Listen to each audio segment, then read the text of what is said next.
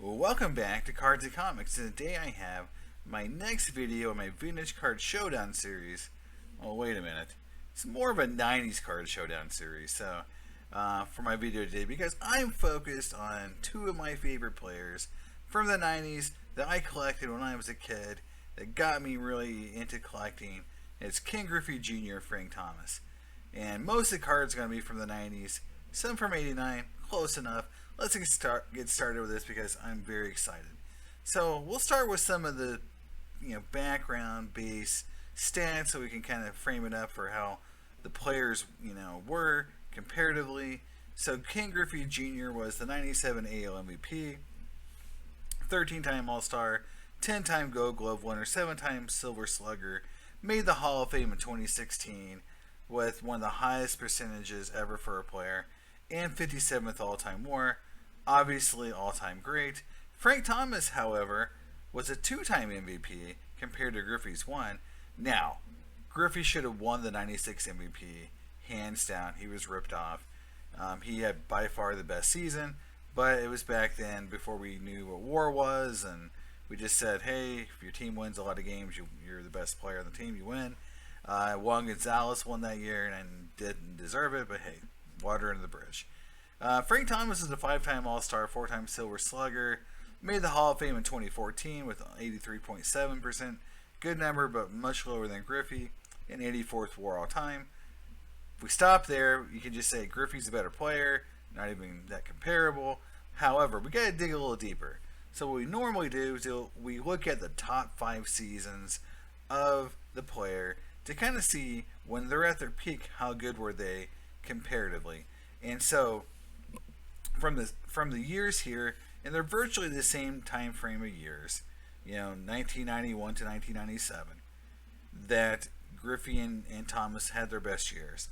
That Griffey in general had more home runs and stolen bases, while Frank Thomas had a higher batting average, higher on-base percentage, OPS plus, and OPS than Griffey, where Griffey had a higher slugging due to the home runs. Now, where Griffey really has an advantage in WAR comes from his fact that he averaged 1.7 WAR a year in just defensive stats comparatively to Frank Thomas, which was negative 1.5. But if you were just to take the WAR away from defense from Griffey, because again, even the stat guys will tell you that defensive WAR is tough to measure. It's not as accurate as offensive WAR. That they were virtually the same player. So add the negative 1.5 from Frank Thomas, add it back to his numbers, and you'll see that he's 8.3, which is, again, identical to Griffey. He would have been 49.8, in offensive WAR, which is 49.9 was where Griffey was. And so the bottom line is, Frank Thomas offensively was as good as Ken Griffey Jr. was, period. There is no difference in value in terms of offensive players between Griffey and Thomas. But Ken Griffey Jr. being a 5-tool player, higher stolen bases, higher in home runs, which people like, but also a good defensive player. Now, over his career, Griffey's his defensive prowess diminished, like all players when they get older, especially because he got hurt as well. That he only got 2.2 WAR added to his career total at the end of his career, which was by far longer, 3 years longer than Thomas as well. So again, overall, those numbers declined, but in this 5-year peak, it was pretty extreme. And so the big thing to remember here is just that Frank Thomas and Ken Griffey Jr. were virtually identical from an offensive perspective.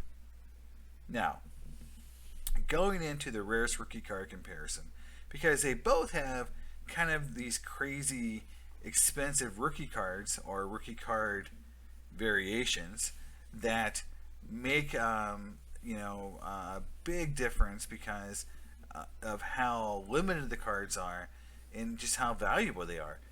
Griffey's Bowman Tiffany 156 tens has gone from $2,000 in 2019 to $13,000 and doubled between 20 and 21, while the PSA 9 has kind of been stagnant. Now, Frank Thomas's no name on front rookie card, which is by far the most expensive card that he has, is a unicorn card. It's not printed very much, so let's just talk about it for a second. The no name on front, Frank Thomas, is not an error. It's a printing variation due to either a damaged plate, but more likely it was something on the plate like oil or water. If you go and Google PSA forums for Frank Thomas no name on front, you'll find a great investigative piece done by the forum back in early 2000s where they put together the entire sheet and they laid out where that stain was on the sheet that created all these blacklist variations, because it's not just the name that's missing, but it's other parts of the black on the card because it couldn't print through the water or the oil that was on the sheet. So we don't know how many was printed. We know they're pretty rare. They don't just pop up all the time. It's been very speculated on in terms of what area they were distributed in and what format of pack it was distributed in. But again, not a lot of them have been discovered. The top isn't going to double and triple or even go up 10x overnight. It's going to be pretty low. And there's 110. And so if you look at prices, you can see the 10 hasn't sold in 3 years. The 9 hasn't sold in 2 years. They're just really rare. I think the 10, if it comes up for sale again, will be high six figures, eventually $1 million card. It's that iconic. People will want to love it and get it. It's only one right now, so again, it's a card that's kind of like a unicorn, and so it's not really that available for collectors to buy. The Bowman Tiffany is available. It's just expensive, especially as a 10. But I still think that 9 is an affordable card, and if I'm going to spend $1,000 on a Griffey card, I'm sure as heck going to get this Bowman Tiffany over a lot of other cards, especially the Upper Deck. Now, other rookie card comparisons. So these cards are much more comparable in terms of availability and total amount graded. And you can see that the 89 Topps Traded Tiffany Griffey has a much higher pop count than the Topps Tiffany Frank Thomas. And therefore, the price delta between the cards is much more similar than you would expect, because when we get later in the video, you'll see that a lot of Griffey cards are 10x, 5x higher than Frank Thomas. Here, it's not even 2x for the 10, and definitely not for the 9. And so I think, obviously a combination of pop count, and let's face it, Griffey has a bunch of great rookie cards to pick from. You got the Upper Deck, the Bowman Tiffany, and the Topps Tiffany. And in general, outside of the no name on front Frank Thomas, which again is a unicorn card that very few people can get, even find, everyone would flock to this card, the Topps Tiffany Frank Thomas, because clearly it's a limited card. Its pop counts are pretty low still, and it's still somewhat affordable. And it's just one of those cards that I think eventually will continue to rise in price. It's gone from $500 to $2,000 in 2 years. And that's actually outpacing what the Topps Tiffany Griffey card has grown. So again, it's a great card, and it's going to continue to grow in value. Now, the other rookie card that obviously people want to talk about for Griffey definitely is the 80 and Upper Deck. And make no mistake, the 90 Leaf set was iconic when it was released. At one point, the Griffey and Thomas were almost identical in price, in a raw state back in the 90s, because Frank Thomas was super popular, and the 90 Leaf set was pretty hard to get. It was definitely not something you could go out and buy at a Walmart. And so it made that card hard to find. And so it wasn't until grading and pop counts and people really looked at how many was made to see that, well, it's not that tough of a card. And in general, it's lost its luster to that Topps Tiffany and to the no name on front Thomas as being the premier card to find and get for Frank Thomas. Now, if you look at pop counts, the the Griffey 89 Upper Deck is one, if not the highest, one of the highest submitted cards to PSA of all time. And you can see how pop control for that card is being done, because Griffey and Thomas have almost exactly the same amount of 10s, but you look at every other grade, the upper deck is like, 8 times, 9 times higher in some cases in other grades, just showing you that they're protecting that pop count. Now, pricing, you can see that the 90 Leaf card is just not very valuable. $200 in a 10. It's gone down in value from 2020, while the Griffey at least has maintained value and gone up somewhat in a 9 or 10 in the last 2 years. The Frank Thomas has been either stagnant or lower, showing just that there's plenty of availability for that card for the demand that is currently out there for it. Now, going on to some of the more rare and higher end, parallels and inserts for the two. And again, these are the exact same set, so they have the exact same print runs. The 93 Finest Refractor is a great case study to look at, because there's some really interesting pricing inequalities here. In the PSA 10, of which the Frank Thomas has a lower pop count, it's basically half the value of the Griffey. But when you go to the 9, the Griffey is 5 times higher than the Frank Thomas. That really doesn't make a lot of sense to me, because yes, there's more PSA 9 Thomases, but we know they're printed in the same amount.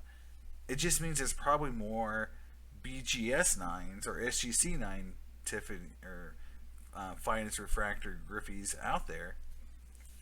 And so, it just shows that they were printed in the same amounts, but to be a 5x difference in price just doesn't make a lot of sense. I think this is a card for Frank Thomas where you can see where that delta between the two cards is way too high, and 5x is too much. It should be closer to, I use a rule of thumb about 40%. I think Frank Thomas cards should be worth about 40% of Ken Griffey Jr. cards. So that would put this card right at $2,000. And so it's half of what I think the card should be worth. It's 20%, not 40%. So again, 93 Finest Refractor is also iconic. And let's talk about refractors for a second. They're becoming the card from a parallel perspective that people are looking for. Look what's happening to Aaron Rodgers and Tom Brady right now in football. It's refractors, and this was the first refractor set. And that's going to mean something, I think, in the future as well, that these are going to be the cards. And by far, Griffey and Thomas were the two most collected players of the 90s. They're the players that had cards throughout the entire 90s.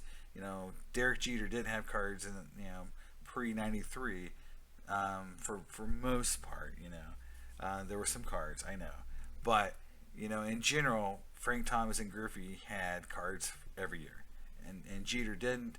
And I think and they were hugely popular, and so these are the players that people are going to go back and find if they want the original refractors. So other insert comparisons. So 97 Skybucks Cut Above, EX2000 or EX200. Now here's again where you see the deltas, right? Raw Griffey is 1100, raw Thomas 150. Almost a 10x price difference there, right? And even a damaged Griffey sells higher than a Thomas card. 97 Flair Showcase. These cards have really gone up in value the last 2 years. It's basically $1,000 difference between, or 3x between the Griffey and the Thomas. Raw, it's closer to 5x. And then you get into 91 Desert Shield. You can see basically a 4x delta between the PSA 9 Griffey and Thomas, and these are pretty recent sales. $1,200 to $300. It's a pretty big price gap in total dollars, right? And again, the Thomas and the EX is a 14%, raw to raw card value over the Griffey. Again, 38% on the PSA 9 versus 16% raw. And again, PSA 9 Thomas, 24% in 9. That delta is, again, I want to look at closer to that 40% like the raw card is on that PSA 9. Again, that PSA 9 should be worth closer to $500, not $300, in my opinion. So what does this mean? As far as overall, from this comparison I did, which I'm not going to compare every card ever made because there's so many 90s cards. I'm just kind of giving an overview of what's out there and how to look at these kind of cards between Griffey and Thomas, knowing that these are the players that people are going to come back and look for in the 90s. We know that they're reprinting the iconic sets for the 90s. Topps just got bought by Fanatics.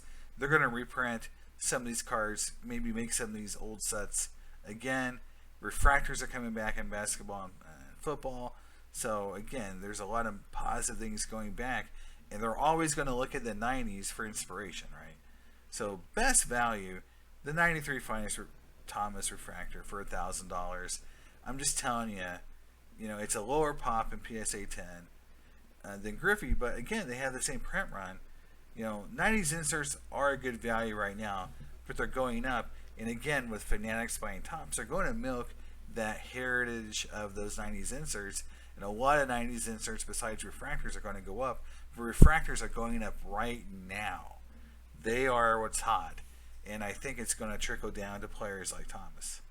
Now, there's other cards to consider as well, like the 93 or 92 Donruss Elite, 91 Desert Shield Thomas, which I talked about a minute ago, and this 96 Finest Gold Refractor just sold for $86 in a PSA 9.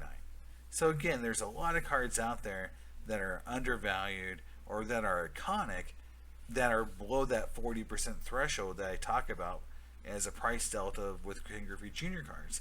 And again, this is just, a PSA to tell people, like, hey, if you see cards selling in that 10, 15, 20% range compared to Griffey, it's a good time to buy that card. And again, some iconic cards for Thomas are going up in value right now. So some of these cards have already started to spike. Now, best investment, the Tiffany Thomas is the best Thomas rookie card to own. The no name on front is a unicorn. You're going to have a hard time finding it unless you just got lots of money. But people aren't willing to sell them now. That's the thing now, is that they're going in collections that people aren't going to move them. So even finding the card to buy is going to be hard.